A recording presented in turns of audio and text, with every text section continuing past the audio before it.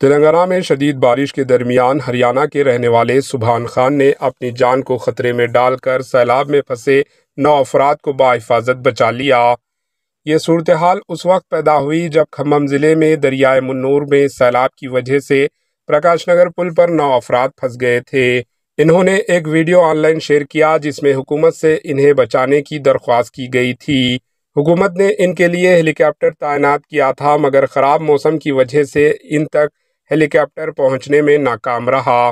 جب سبحان خان کو ان کی حالت زار کا پتہ چلا تو انہوں نے ان افراد کو بچانے کے لیے بلڈوزر چلانے کا فیصلہ کیا۔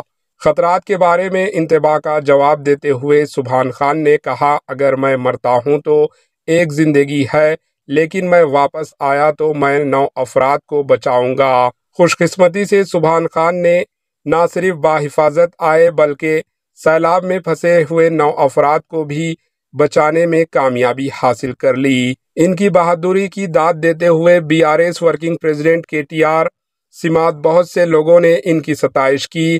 KTR نے اپنے ٹویٹر ایکس ہینڈل پر لکھا، سبحان خان بلڈوزر مین تمام ہیروز کے اوپر ٹوپی نہیں پہنتے۔